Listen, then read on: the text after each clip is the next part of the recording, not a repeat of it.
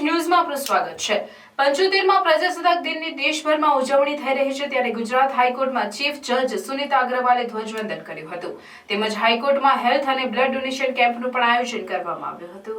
સવારે 10 કલાકે ચીફ જજ સુનિતા અગ્રવાલે ધ્વજવંદન કરીને પરેડને સલામી ઝીલી। ત્યારબાદ તમામ જજ સહિત એડવોકેટ જનરલ અને એડિશનલ એડવોકેટ જનરલે ગાંધી મૂર્તિને સૂતરની આંટી પહેરાવી બાદમાં ચીફ જજ સહિત અન્ય ન્યાયાધીશોએ હાઈકોર્ટ પરિસરમાં મેડિકલ કેમ્પ અને બ્લડ ડોનેશન કેમ્પનું ઉદ્ઘાટન કર્યું જેમાં પહેલા બ્લડ ડોનર હાઈકોર્ટ એડવોકેટ એસોસિએશનના પ્રમુખ બ્રિજેશ ત્રિવેદી બન્યા હતા।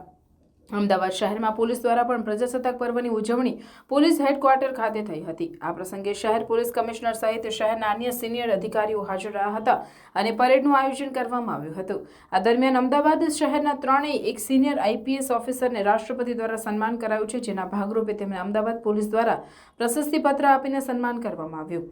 શહેર પોલીસ કમિશનરે જણાવ્યું છે કે આગામી સમયમાં શહેરમાં ટ્રાફિકની જે વ્યવસ્થા છે તેમાં પણ મોટું પરિવર્તન આવશે અને કાયદો અને વ્યવસ્થા હજુ સુદ્રઢ બને તે માટેનું આખું આયોજન છે। આ બધાની સાથે પોલીસ અને પબ્લિક વચ્ચેનું અંતર ઘટે તે માટેનો એક પ્રયોગ કે પ્રયાસ અમદાવાદ पुलिस द्वारा કરવામાં આવી રહ્યો છે। अन्य खबरों के लिए चैनल को सब्सक्राइब कीजिए। खबरों का नोटिफिकेशन पाने के लिए बेल आइकॉन को जरूर दबाएं।